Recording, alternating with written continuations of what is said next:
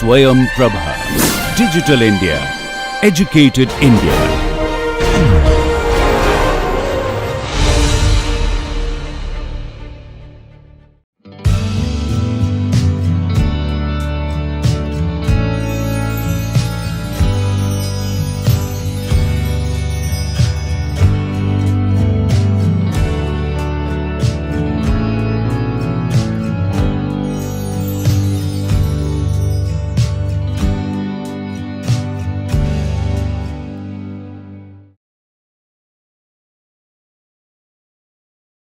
So, hello student, today we are in the last lecture of biological treatment first, that is on composting, and in this lecture we will talk about vermicomposting. So, this is also another method of composting. Normally we believe that this vermicomposting is specially for the degradation process by the earthworms, but also there will be a role of microorganisms also like bacteria and other microorganism like in the conventional composting process also, that also is very required for the degradation process. Okay. So, many time when you talk about type of composting, so normally people will say that agitated pile or aerated pile, in vessel composting, we will finish that, and vermicomposting normally discuss in the separately, but also you can consider vermicomposting also is one type of composting process. Okay. But as the name suggests is a vermicomposting, so is completely depend on the earthworms. Okay. So, the vermicompost is a product of decomposition process using various species of the worm.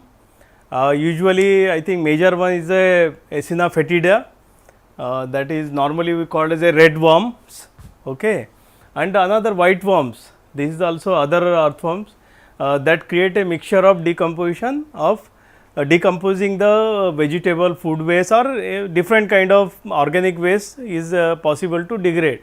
Here need to be understand that all kind of earthworms can't be able to degrade the organic waste, like you see in the rainy season, you will see most of the earthworms you will find in the soil.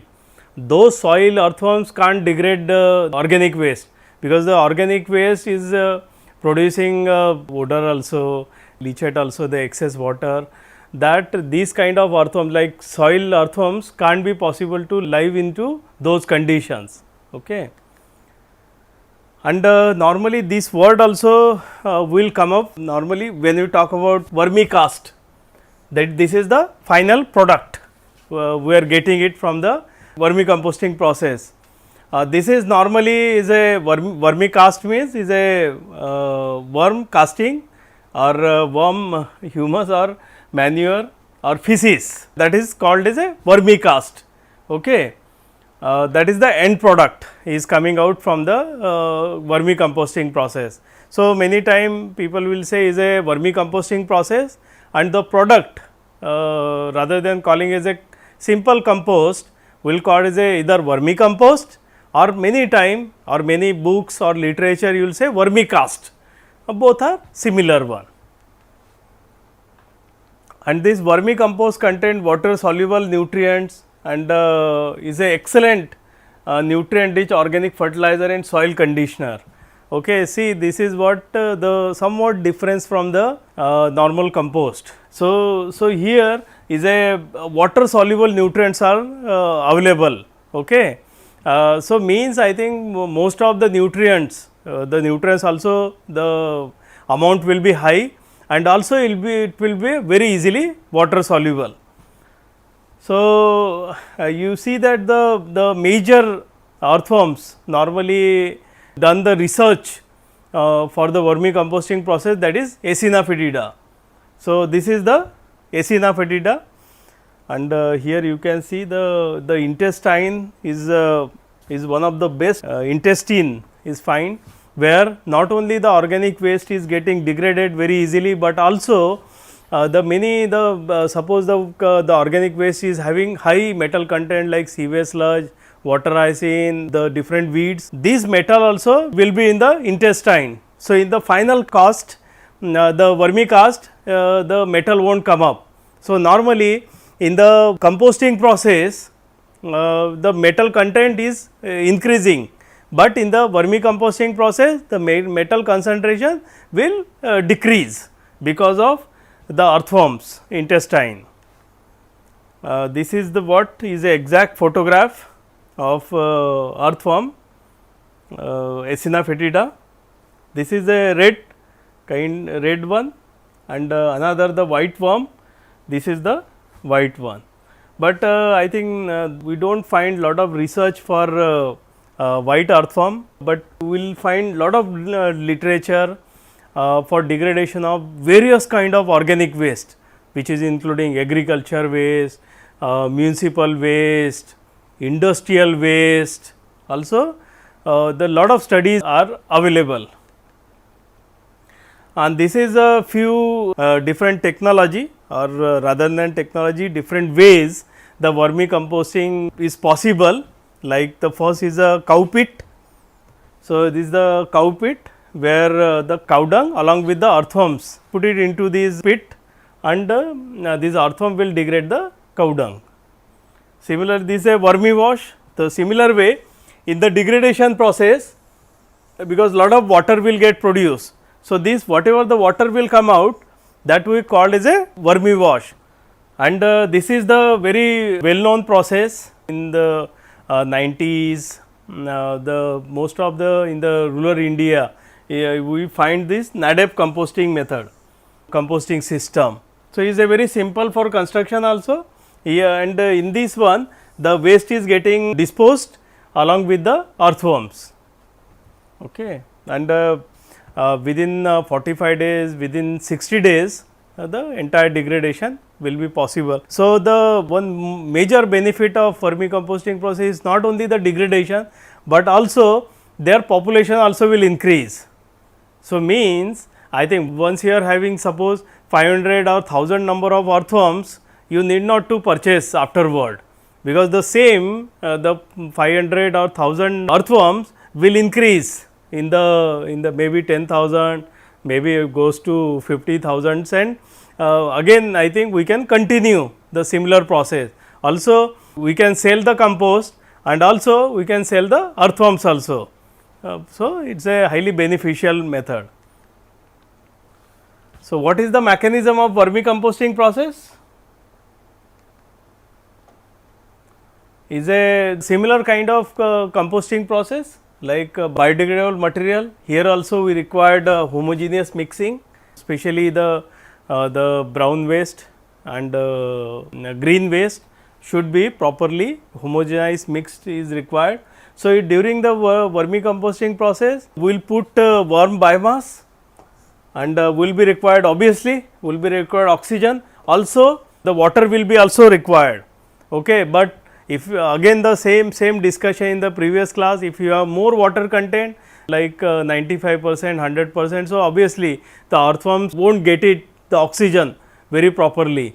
So, in the voids you will be required moisture, but the complete moisture, if entire voids will be filled by moisture, again the condition will be anaerobic, and these earthworms can't be live in anaerobic condition.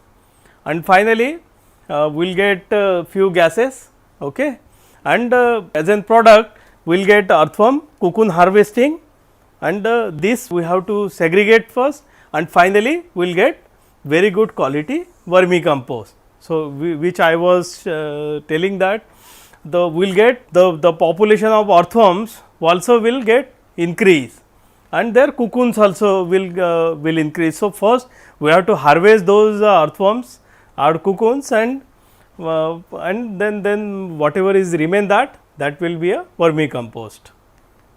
Now, worms in vermicomposting.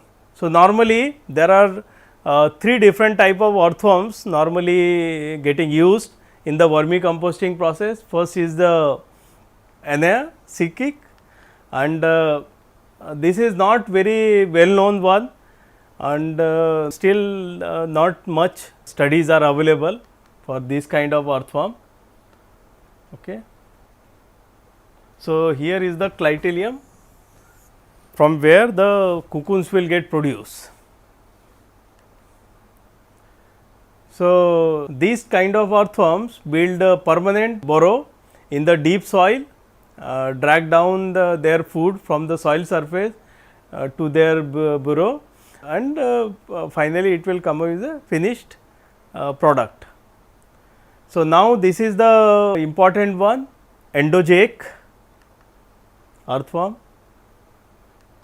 This is also the lot of studies are available on these earthworms also.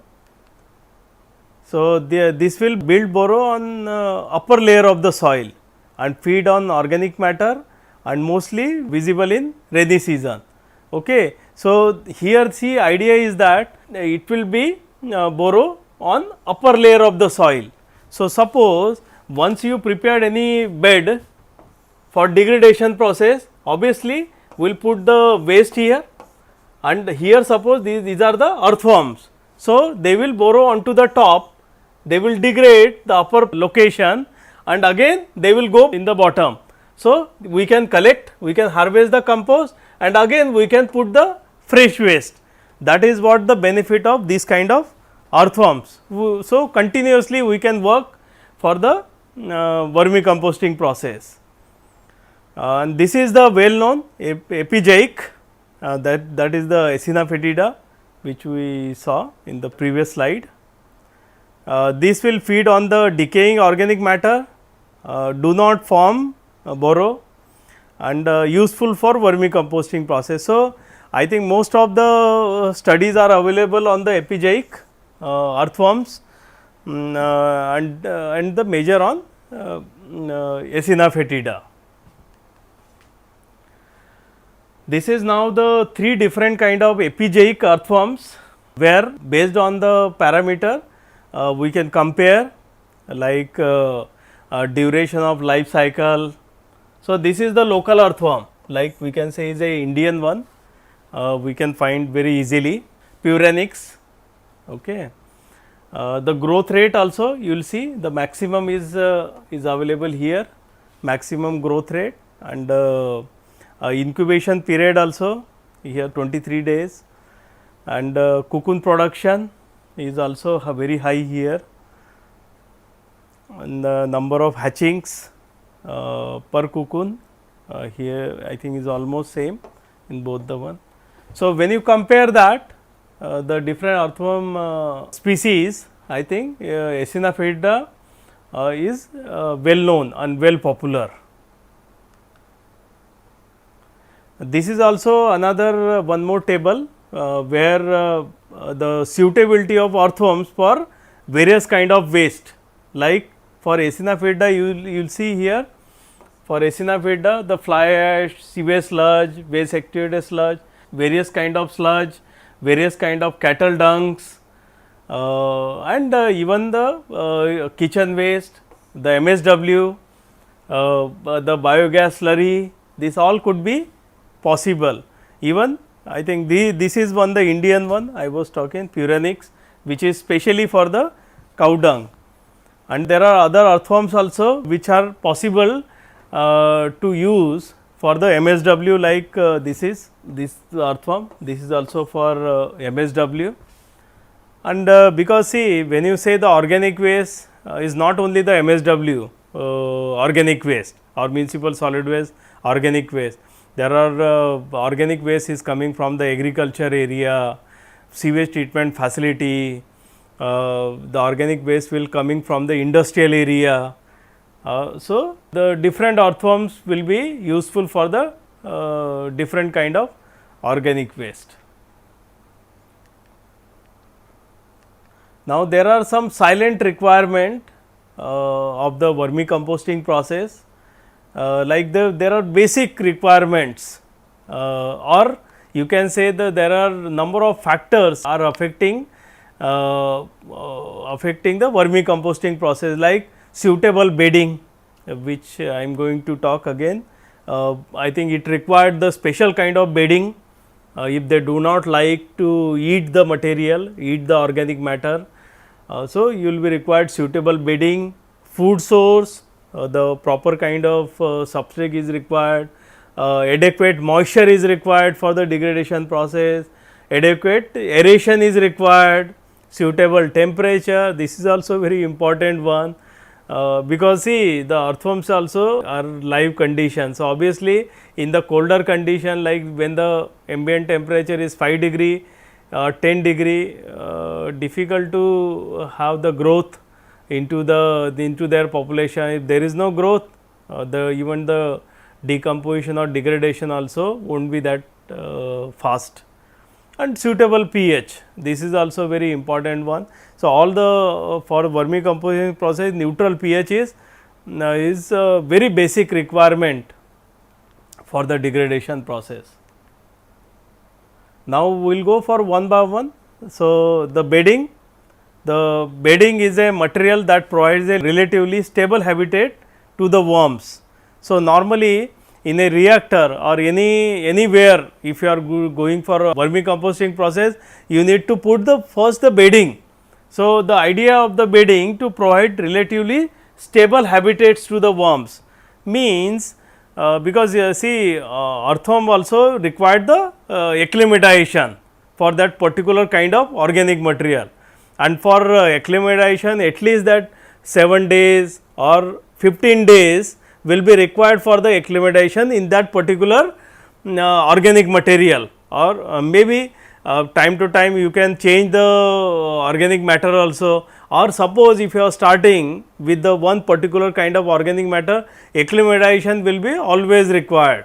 So, during the acclimatization period, how they can be in the live condition, because they have to particularly acclimatize that condition. So, they will be required the special kind of the bed, so that in that bed they will be in the live condition, and once they will be acclimatized, they can go and they can degrade the organic matter, whatever the organic matter we are supplying for their degradation process. So, what kind of bedding will be required? First is the high absorbency. As earthworm breathe through the screen, the bedding must be able to absorb and retain adequate water. See, as worm breathe through their skin, the bedding must be able to absorb and retain adequate water. So, obviously, water will be required. Okay. And good bulking potential, the bulking potential of the material should be such that worms get oxygen properly. Okay. So, now is also very important point that, so you can't have the much depth of the reactor, because your oxygen is required. Either if you are increasing the depth, means you have to have the some kind of opening in the bottom, so that the air can be enter into the bedding material, and low nitrogen content and high carbon to nitrogen ratio. High protein nitrogen level can result in the rapid degradation, and associated heating may be fatal to the worms. See, whatever the bedding material you are using, this bedding material should have low nitrogen content. Why? Because if suppose there is a large or very high nitrogen content will be there, then obviously the nitrogen will degrade or will create some gases, because the degradation will be there obviously. So, either heat will be get produced, or some odorous gases like ammonia will get produced, and they do not like the odorous gases like ammonia or H2S. If there is a odor, then their growth will be completely fatal for the worms. So, these are the some bedding materials, common bedding materials we are using, and mostly cases I think you see the dry leaves we are using, some trimmings, even sawdust, corrugated cardboard, even newspaper, paper from MSW, even some kind of different manures also, or different cattle dungs also we can use for the bedding material. So, here it has been compared these different bedding material for their absorbency, means absorption of water, bulking potential, and carbon to nitrogen ratio. So, you can see here I think the bedding material like dry leaves, sawdust is somewhat good. Even the bark softwood is also good bulking potential, carbon to nitrogen ratio is also high, but most of these materials are very poor in the absorbency. Because of that, if you are using any kind of bedding material, you need to add more amount of water, and not only the more amount of water, but also continuously you have to add the water. So, that because the absorbency is very poor, so the time to time you have to add the water for the degradation process. If available, the shredded paper or cardboard makes excellent bedding, particularly when the combined with the typical on-farm organic resources such as straw and hay. I think this is one more important point. You can use as a shredded paper, cardboard, or if you are doing the vermicomposting at farm itself. So, why not the other organic resources like straw, hay we can use, and also we can add this kind of material with prepared compost. So, that the water absorbency also can be increased. Now, the next point is the food source.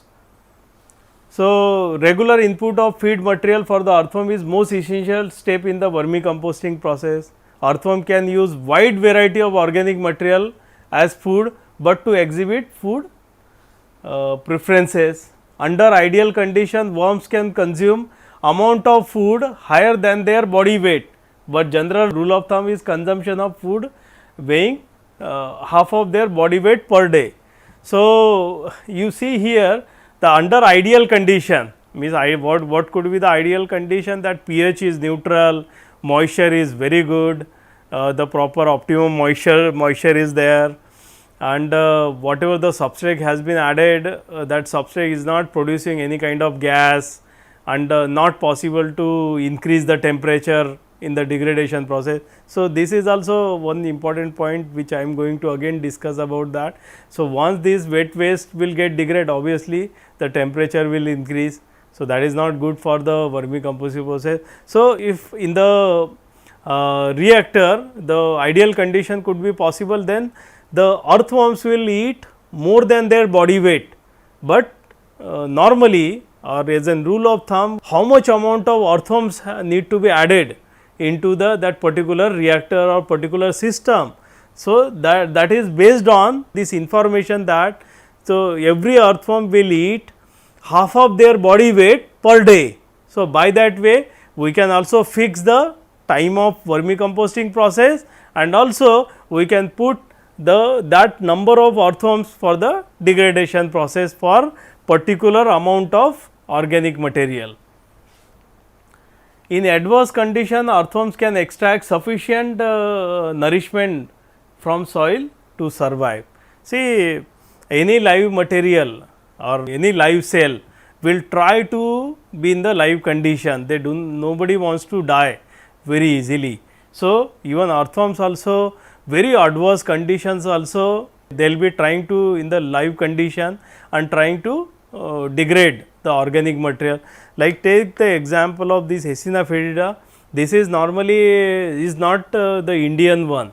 This is the European earthworm. It has come from the European. So, you see the ambient temperature in the European country. Their local conditions are different. Ambient temperature never reach to 25 to 30 degree.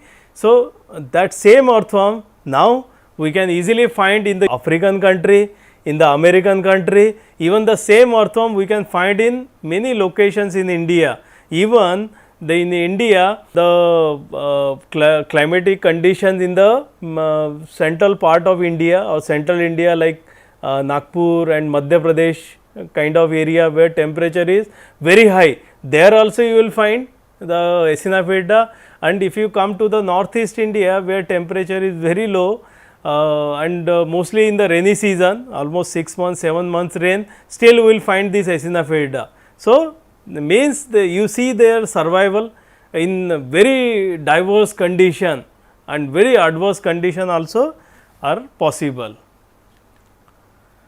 Now, next point is a moisture. the most important requirement of earthworm is adequate moisture. So, they required almost 60 to 70% of nitrogen, and the feedstock should not be too wet, otherwise it may create anaerobic condition which may be fatal to the earthworm. Next is the aeration. So, the factors such as high level of fatty or oily substances in the feedstock or excessive moisture combined with poor aeration may render anaerobic condition in vermicomposting process, and worms suffer severe mortality partly because they are deprived of oxygen and partly because of toxic substances produced under such condition. So, aeration is also very important. So, now I think we talked aeration in conventional composting process, even in the in vessel composting process. That aeration not like in the vermicomposting process. If you turn the entire reactor for aeration, I think I do not see that the earthworm will be beneficial because of that. Now, because of that, just for the aeration process, we should not go up to the large depth. So, normally I think some research share this, the depth should not be more than 500 centimeter. I think that is very small one we can get, because until that the aeration could be possible, and also any reactor should be some openings from the other part of the system or other part of the reactor, so that air can be sufficient air can be inject into the particular system or in the reactor. Next is the temperature. The activity, metabolism, growth, respiration and production of earthworm are generally influenced by the temperature. Worms have a optimum temperature range of 16 to 25 degree centigrade, but temperature above 40 degree centigrade can kill earthworm. So, this is the problem or maybe is a good climatic condition they can find in the European country, even in the India also. I think except the summer we will have this kind of temperature. So, for India or South Asian countries, we need to see that how these earthworms could be possible to work into the winter condition, where temperature lower than 10 degree. So, there could be also possible that could be some kind of mortality we can find, and where the temperature is more than 40 degree, that is possible in most part of India, like in the central India, South India or in the North India also the temperature goes to 42, 43 or even 48 degree temperature. So, there the mortality is possible, but again I am saying that this Acinetophaida is very highly survival earthworm, and there are some studies are showing that this earthworm is possible to grow in 0 degree to 2 degree centigrade. I think there are one study shows in the Shillong in northeast, where temperature reached to 0 degree or 2 degree centigrade in the night. Still the earthworms were in the live condition. Obviously, there will be some kind of mortality, but the parallelly the growth will be also there. I think the cocoon production is not that large, but the cocoon productions will be also possible in that condition. Even some studies conducted in the such part of India, where the temperature rose to 45 degree centigrade, there also we find some mortality, but the growth is also possible. So, in that case I think we need to see that how best we can optimize the other conditions like moisture, substrate, aeration. If we can have the optimum condition for their growth, so we can easily reduce the mortality of the earthworms. Now, is another one is pH is one of the important factor. The worms can survive in pH range to 5 to 9 is a large range, but if it is a range of 7.5 to 8 is considered to be optimum. in general the pH of worm beds tends to drop over time due to fragmentation of organic matter under the series of chemical reaction. So, now the problem is our kitchen waste in MSW is highly acidic in nature. So, their pH goes to 4, even 5. So, that pH is not good for the earthworms.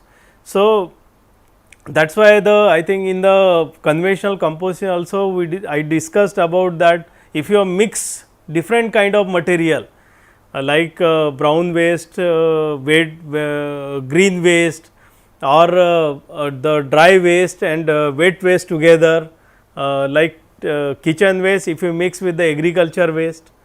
So, obviously a carbon to nitrogen ratio also will be changed and obviously it will affect the pH also, or because of this pH issue or the high degradation of kitchen waste, this is also proposed by many studies that in the fresh kitchen waste do not apply the earthworms.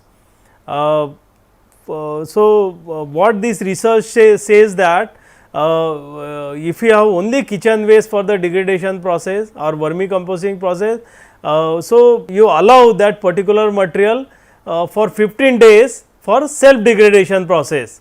So, up to 15 days this green waste will convert into somewhat brown color, means the normal degradation will be there and whatever heat is producing by the degradation process, that heat also will get removed out. I think the thermophilic condition will not come up, but temperature more than 40-45 degree also that also will be come out, and then after 15 days now you apply the earthworms into the degradation process.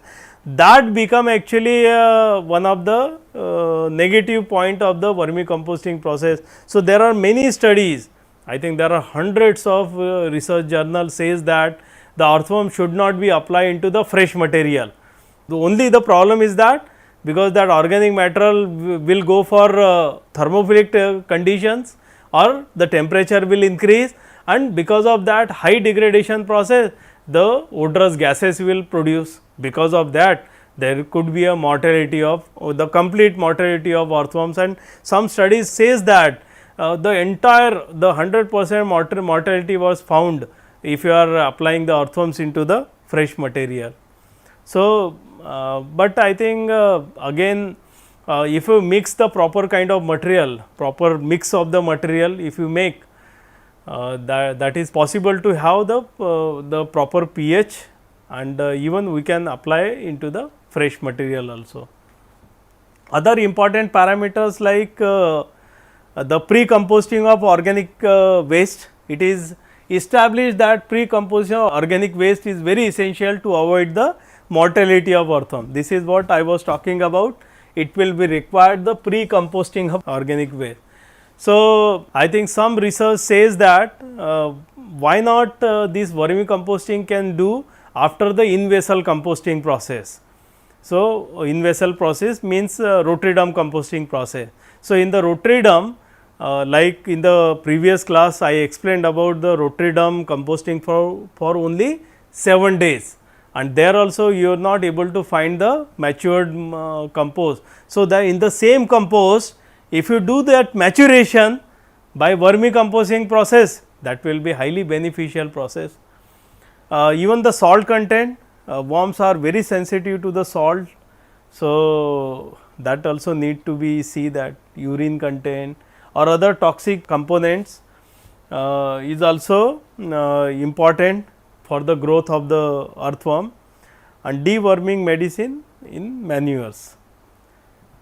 And also I think these are the some important parameter also need to be look upon during the vermicomposting process. So, this is how to build a worm or how to build a worm home or vermicomposting process. So, here you will see this one particular bucket where we can make this bucket itself as a vermicomposting reactor or worm home.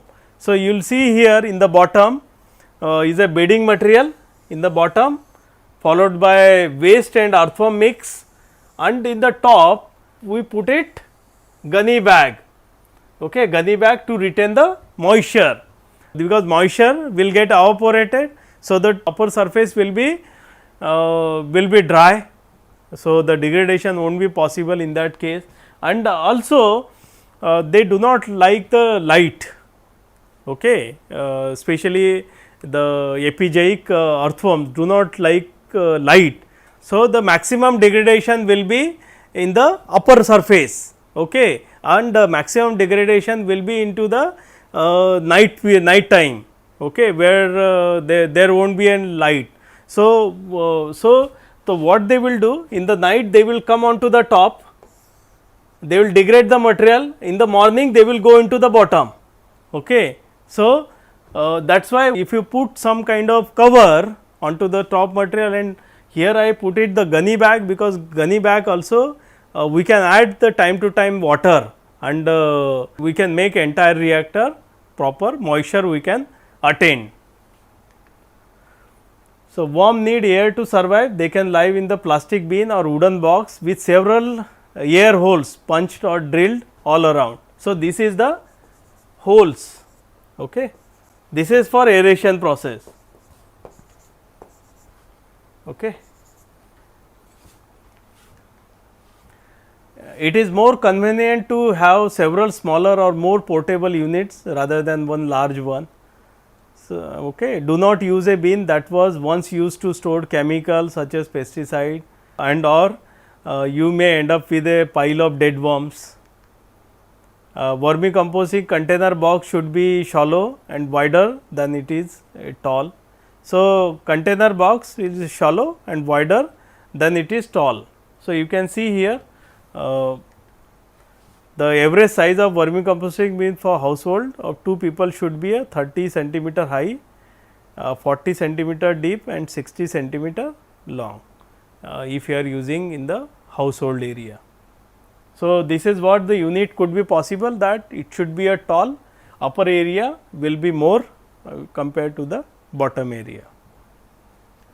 So, this is the household vermicomposting reactor. So, here 3 units, first, second and third. Commercially these kind of units are available. Now, the vermicomposting system, when you talk about the types or different way of vermicomposting could be possible, like windrow, wedge, or is a similar kind of windrow system, only modified one, beds and continuous flow through reactor. So, this is the windrow vermicomposting process. So, this is what the windrow is, a covered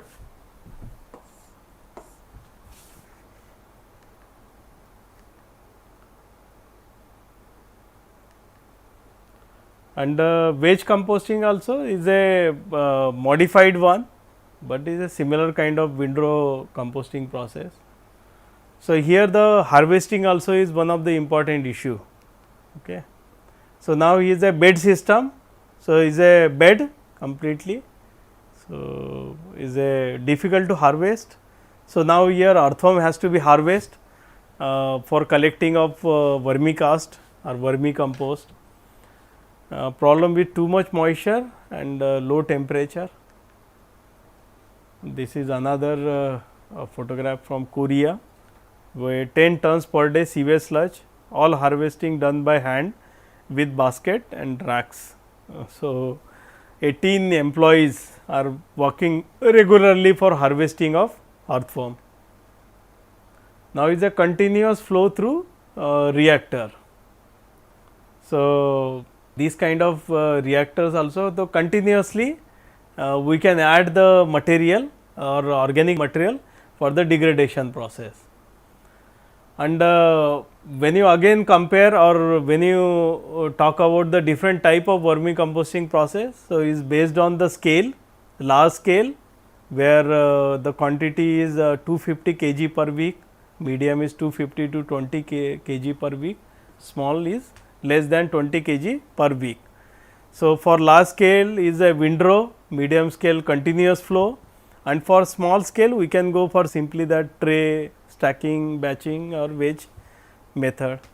And in the last lecture I was talking about decentralized composting process. So, with this small scale also we can go for decentralized composting process, especially this we can do it in the even apartment area also. We can have the one vermicomposting unit, small vermicomposting unit, not in the household level, but in the community level also is possible.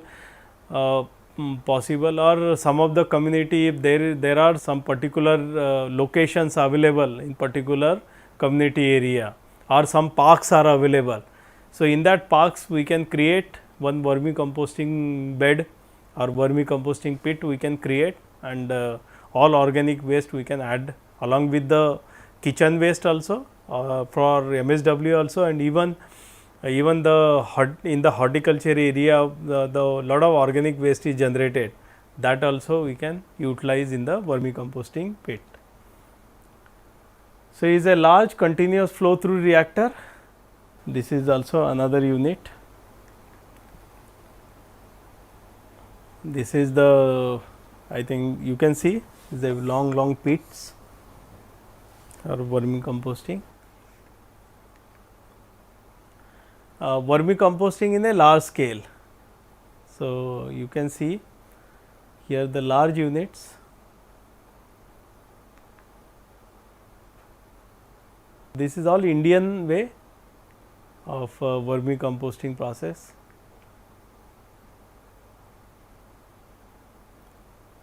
So, this is what the vermicomposting units in this Indian Veterinary Research Institute, Bareilly, they are also doing in the windrow based. So, here the water pipings are available and is the time to time is getting covered also. This is in the Divya Nursery, Haridwar, also working on vermicomposting process. This is the batch type vermicomposting system. So, you can see here in the bottom openings here has been created for the aeration process. This is the track or tray or stacking vermicomposting system. So, here also we can see that how the vermicomposting can be worked into the particular reactors, small reactors. So, here is a stack based reactors. Now, location of worm bins, like worm bins can be located in the number of places such as kitchen, basement or backyard. It is important to allow air to circulate through the bin by leaving the air holes uncovered. Feeding worms or worm food, an optimum carbon to nitrogen ratio of the order 30:1 must be maintained. I think this is important for the degradation process. If we are able to achieve carbon to nitrogen ratio 30:1, any fruit or vegetable waste generated during the food preparation can be used. Citrus peels, coffee ground and tomato can be added, but only in the moderation, as they can acidify the bedding. So, this also need to be looked upon, that if you are using for any fruit material also, if it is highly acidic and has to be mixed properly. So, adding dried crushed eggshells will help to control the acidity and will also provide the worms with valuable nutrients. A blender works well, however, cutting or mashing of the food scrap will do.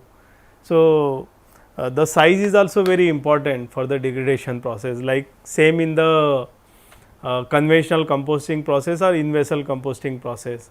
So, if you are using at household level or in the small apartment level, so I think and whatever the waste we are applying for the vermicomposting process has to be put it into the blender or particular mixture or one particular shredder, where the size also can be homogeneous material can be created to supply for vermicomposting process. So, now this is for harvesting of worms. So, now this entire prepared material prepared compost will have the earthworms also, and we have to harvest that earthworm. So, There are two methods, by that way we can harvest the earthworm. By this is called light separation method. Simply you put one light, so is not only light, but also some heat is also generating by that particular light. Okay. Means I think 1 degree change in the temperature. So, because of that what will happen? So, all the earthworms will be in the bottom, okay, and remaining part you can collect it properly, okay, and finally we will get bundle of earthworms, and that will take maybe half an hour or 1 hour we can put under the light.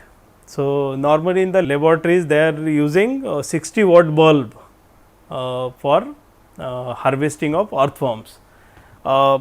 This is for the small scale we can use, but for commercially or commercially running vermicomposting plants we can use worm harvester. This is the simple the filter where size is 2 mm to 4 mm. So, that only the fine particles will come out, and earthworms we can easily collect or easily harvest from such kind of harvester. Now, what are the advantages of vermicomposting process? Is a labor and equipment cost is minimal. So, like we have seen the conventional composting process or in-vessel composting process is manpower requirement is more and lot of maintenance issues are there. So, here labor equipment cost is minimal. One of the promising decentralized composting technology, excellent composting concept for smaller community that required a rapid and enclosed pathogen kill process. It can be very useful in peri-urban areas of large cities, institutional area, vegetable market, large dairies, along with the nursery and demand driven places like garden, parks, official area. So, likewise see in any city we will have lot of institutions. So, is a government institutions, civil offices, schools, colleges, hospitals, park, garden and different small units that we can say is a point sources of waste generation. So, in these particular location, if you are using the vermicomposting process is a highly beneficial. So, your collection also will reduce in that case, and these kind of material will not go to the disposal area. Worm casting improved the plant growth, earthworms double their population every 4 months. So, it is a highly beneficial one, and when you compare with the conventional compost and vermicompost, so obviously the vermicompost quality is far better than the conventional or in-vessel composting process produce. Not only the nutrients, but lot of microbes also is highly beneficial microbes will be available in the vermicomposting process. So, like I was talking about the nitrogen content in the conventional compost can go up to 1.5 to 2% if you are using in-vessel composting process, but in vermicomposting there is always chances of getting 3.5 to up to 4.4% of nitrogen also could be possible to achieve in the vermicomposting process. And commercially if you see, or as per the market, you will see we can easily sell this kind of vermicompost at a cost of 30 rupees, 40 rupees per kg, whereas the conventional compost can go up to 5 rupees or 10 rupees per kg, and that is why is a lot of advantages of vermicomposting process. Even the farmers along with the vegetation growth or along with that agriculture growth, they can also work parallelly with the production of vermicompost. So, that they will be highly economically beneficial for the farmers also. And the disadvantage like initial cost is high, Initial cost means only the construction of the pit or the preparation of that particular system and the cost of earthworms. These normally earthworms are available in our state agriculture board or agriculture department. They will have the earthworms, and even the any farmer they want to go for vermicompost production, they can go to the agriculture department and they will get 100 or 500 numbers of earthworms, and the cost will be around 50 paisa, or in a 1 rupees you will get 2 numbers or 3 numbers. They won't count it, but the one particular quantity, if you pay 100 rupees, they will give 50 or 60 numbers of earthworms. So, it is not that very high cost, and the time requirement is more obviously as compared to the conventional composting process. So, like I was talking about in-vessel composting process, where degradation in 7 days or maximum 20 days is required for the degradation process, but for vermicomposting process, because it is a slow degradation process, so we will require 60 days, 90 days for the degradation process, but addition of more earthworm and having the optimum condition for the degradation process, it is possible to finish the vermicomposting process within 30 days, 25 to 30 days. Still, this is a large compared to the conventional composting process. So, the troubleshooting could be possible, like I come up with few questions along with their answers. Like problem could be the bin has more food than bedding. So, what could be the solution? Do not add any more food for a week or 2.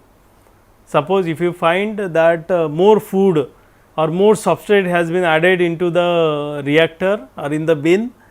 So, in that case do not add food for a week, 1 week or 2 week.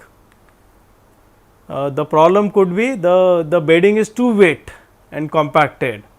Okay. So, what could be the solution? Gently stir the entire content to allow more air in and stop adding food waste for a week or so. Make sure that your food waste is still buried. Okay. So, gently stir the entire material so that air can supply into the material. The lid can be removed or left slightly to allow the content to dry out. Okay. The another problem could come up that the bedding is too acidic, causing the earthworm to crawl through the hole of the bin. So, whatever the opening has been given for the aeration process, it is possible that earthworms will come out from those openings. So, that is possible when the bed is acidic. So, what could be the solution? Add eggshells and cut down on the amount of citrus peel. So, means the citrus peel do not add for a week or 2 weeks. Tomato, coffee ground or other acidic food waste do not allow to add into the that particular bed. So, that by that way we can reduce the acidity of the particular bedding. So, here we saw that there are a lot of advantage of vermicomposting process, but the scale is only the major issue. One very important issue here, the scaling, how big we can go. So, when we were comparing about conventional windrow composting process, which can accept the 200 tons, 300 tons waste in a day, but we can't allow this much amount of waste in the vermicomposting process. In that case, you will be required large area, will be required large number of earthworms will be also required. So, that is what this vermicomposting facility can be easily possible to do it at household level or community level. So, as per the previous lecture I was talking about and I was focusing on decentralized composting process could be highly beneficial for India or Asian countries or developing countries. So, in that case along with the in-vessel composting process, we can also go for vermicomposting process also, because in-vessel is somewhat difficult at household level, but vermicomposting process can work for household level also, or by mingling of both the process together, we can work at the community level or at apartment level or at household level also can be worked. So, thank you.